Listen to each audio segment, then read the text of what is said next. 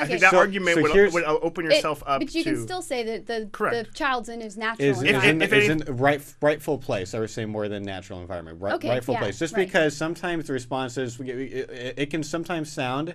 This is dumb, but I've gotten this week in this debate. Okay. They can respond, well, you're appealing to nature, as if by saying it's the natural thing, that automatically means it's the good thing. And that's considered a fallacious argument. Okay, well, what about this? The reason that the handicapped child coming at me to attack me might not be wrong because of their will, but because they're going out of what's their rightful place and invading my rightful place, which is my safety.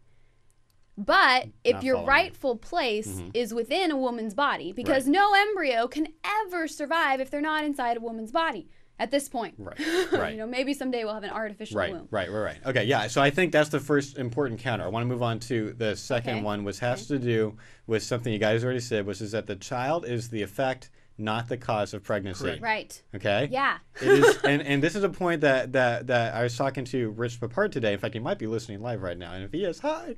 Long time no talking. I know. Sorry. It's okay. But Life Training Institute, he's a really, really bright guy, and they podcast and everything. And I was talking to him. He's a dentist, but he's gone through medical school.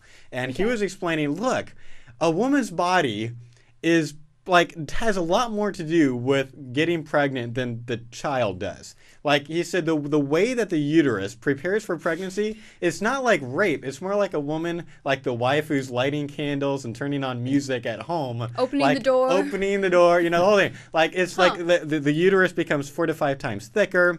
It becomes nutrient rich. The blood supply is greater. This is all in preparation and in an attempt to get pregnant. Plus, there's the immune reaction thing. Like there's right in the beginning of pregnancy, a woman's body goes to have an immune response, and the woman's body literally accepts the child instead of rejecting him as this alien thing.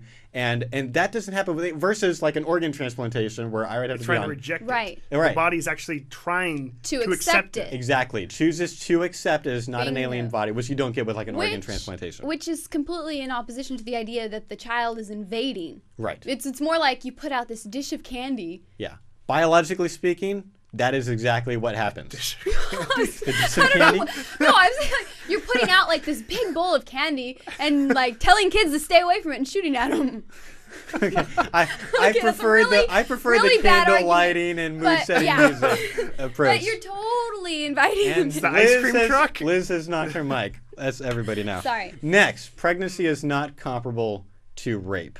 And when you talk about like dangers of pregnancy, I think this is, if anything, is the main premise of her argument, though, is that is the comparison. Right. So continue with your counterpoint. I just think in fact, I don't think this is the most important point, but I think it is an important point. It was the feminists of the 1960s that were in Washington, D.C. arguing that pregnant women didn't need to be taken care of and given, like now you can't work anymore because you're pregnant. And rightfully so, because the overwhelming majority of pregnancies is a healthy thing, and it's not a life-threatening thing. Right. Pregnancy isn't a condition. Right. It's not a pathological thing. It's a normal. It's a normal thing. It's a healthy thing. It's a part of your healthy lifestyle, except for things like a tubal pregnancy, which is way different, obviously. Right.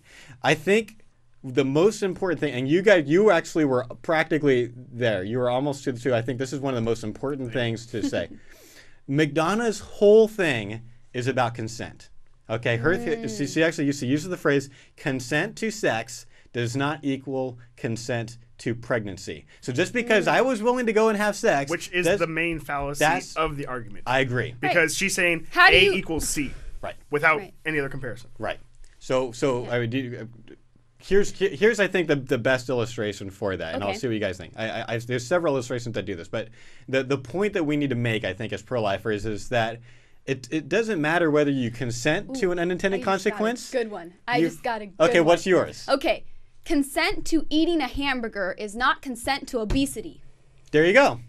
That's exactly the point we're making. The obesity would be this undesired consequence. What kind of hamburger? McDonald's. Oh, well.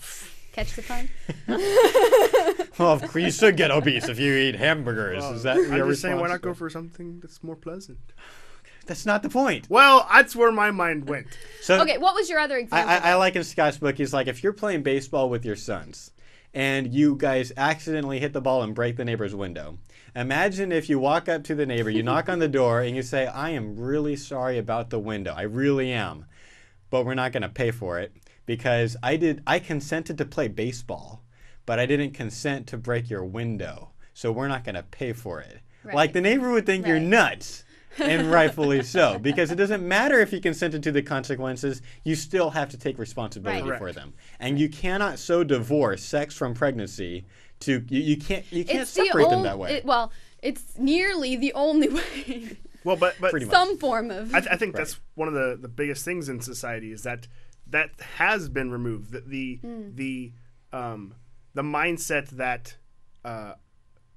sex is not, or pregnancy is not a common result of sex, is helped in many ways promote abortion, because it's like, oh, well, I have the right to have sex, but I don't have to live with the consequences of that. Yeah, there is a mentality that you have the right to have as much sex as you can without ever getting pregnant. Exactly. And there's a stigma with pregnancy as opposed to a stigma with sex, which is weird because, I mean, there is a double standard. And there can be a double standard even within the church and other people where you point out the pregnant teen, but you have no problem with the teens that are all out having sex. I'm going to swim with sharks every day and not get bit. And the only one who gets in trouble is the one who gets bit. Not to compare pregnancy with sharks. I mean, it gets to the point where shark bites. A lot of people treat pregnancy is a bad thing, honestly. A prima facie bad instead of a prima facie good. Which is at first glance. And that's a total social change. That's not the way it used to be. It used to be like this was like there's nothing sinful about getting pregnant. Now, so you could argue nothing wrong with there's something sinful with having premarital sex, and that would be some people would say that, but you wouldn't say like the actual act of getting pregnant. That's not people say sinful. It though. People have the negative stigma of getting pregnant. It's not the, oh my gosh, you had sex in high school. It's you got pregnant in high school. Right. Yes. That's the sin. Correct. Yeah. I was like, no, if you're going to tell kids to play around doing an activity that might lead to pregnancy, then you got to accept the fact that they become pregnant. Yeah, exactly. Now, I gave the baseball illustration in my debate. And she responded in a way I'd never heard anyone respond this way, but she was like, okay, no. Okay. She cried foul and said, but when I... Don't you have to be playing like baseball? No pun intended. But that was awesome. She said, no, when I have sex, I use birth control. So thus, I am not consenting. Woohoo! Did you read the package? I'm not consenting. You need to change your attitude with people when you're talking to people. This is not what we're trying to be. My analogy with the baseball is, all right, we're playing with a wiffle ball, but it still broke the window.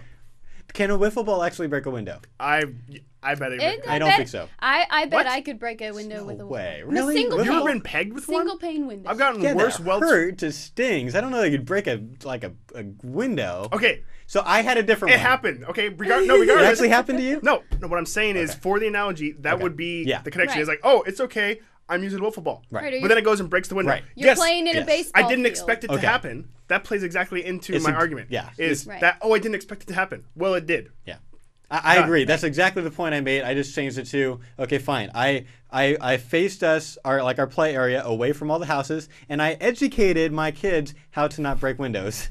And then we hit a pop fly, it went back, and it still broke a window. So either way, we're making the exact same point. Right. We can just adjust our analogy and say, look, you still had an unintended consequence that you are responsible for. Right. In this case, you created an inherently needy child, and you can't just walk and say, well, I use birth control, so I can just repel the child. An idea for that might be a comparison to drunk driving. Mm-hmm. You engage in a behavior that can make you drunk and make you dangerous on the road. And, if you, I'm not sure if I want to enter the driving in the cars scenario. No, I think that's good. That's actually in Scott's book. But yeah, the exact idea that it doesn't matter if you were intended to be sober, if you intended to have a designated driver. Or even if in the past you've been able to successfully right. not have that happen. Mm-hmm. I'm sorry, if you're driving down the road and you hit a kid, you are responsible whether you intended it or not. You are held legally responsible for that. You engaged willingly in the behavior, drinking, that can lead to becoming drunk and drunk driving. Right. So it's really important for us to hone in. I mean, this becomes one of my main focuses because I don't think they can win on this one. I mean, my debate partner is kind of drowning on this one because it's like the idea that you can, play baseball and break and not be responsible just does not make sense to me at all. I think in this type of, in your debate that you've been having, or whenever you're having any type of discussion with people that are using, in any situation, but type of fringe arguments, you aren't really discussing the issue. You're having to answer to their extreme type of connection that they've made. And so you can't use the regular stuff, the regular arguments, the strong arguments. Okay. You're trying to, clarify what they've defined in their head. Right. I counter that just a little bit, if I can, because I think the underlying issue is very key and very connected, and it's something we don't talk about a lot. The underlying issue and the idea that you can have sex and not be responsible for it, that you can engage in a behavior with consequences, not being responsible for the consequences because you didn't intend for them to happen. Nobody says, well, I consented to sex, but I didn't consent to getting an STD. Yeah. No, because clearly it just doesn't make sense. That you have a known possible consequence for your action. There's a risk. Right. And, well, I didn't want to use the word risk because we're talking about pregnancy, frankly, is not as bad as an STD. No. It's worlds depending on better. who you ask, you might get that's true. Pretty you dumb can get different answers for that. But by the way, Kyle says on IM, he says a wiffle ball can break a window. He knows. It's a good story, I'm sure. Here's another thing. I think this is worth saying. If you're in the situation that I am in a kind of a public debate setting with several, pro-choicers and pro-lifers watching this. The person I'm talking to is probably not going to budge, CSO friends. So I'm also making some rhetorical points. Okay. And I would also do this if I'm on a college campus and there's a crowd of people around. Which I think is the best. When I get someone one-on-one who is not even extreme, like way fringe, but just enough outside that the crowd can see the obvious answer. Yes, and then you can use that so much. You can use that so much more than you are able to with someone that's. So a few examples of that is like making her maybe say her thing a couple of times, like okay now, and I've even gone as far as to be like, now just so you know, I'm kind of giving behind the scenes, just so you know, like most pro-choicers don't believe this. Like I've heard it even said that this is probably doing more harm to the pro-choice movement than good because most street level pro-choicers hear this and roll their eyes and are like, oh well, that's dumb kind of a thing. And obviously pro-lifer. I mean, anytime you hear the fetus compared to a rapist, it's a little bit. I don't think so. And so you really some people might the person you're talking to might not realize this is a really fringe argument. And so maybe just it's almost a peer pressure aspect of this. It's like just so you know, I talk to people all the time and this never comes up. This is my first time in 10 years. I'm talking to first person that's made this point, and she's not backing up. So and that's not as much for her; it's for the other people here. There's a certain rhetorical thing that can happen there. So to sum up, consent to sex, whether or not you consent to pregnancy, you're still responsible for the pregnancy that happened. The fetus is not the cause; it is the effect of sex, and you cannot divorce those two. Now we're going to do a web exclusive now. You can go to prolifepodcast.net to check out the web exclusive. We have some pro-life questions for pro-lifers asking questions about this argument, and we're going to explain a little bit further how to properly understand McDonagh's argument and what may actually be some fair counter arguments. So check this out at prolifepodcast.net. You've been watching Life Report, pro-life talk, real world answers.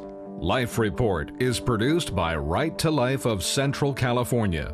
Visit their website at fresnoprolife.org.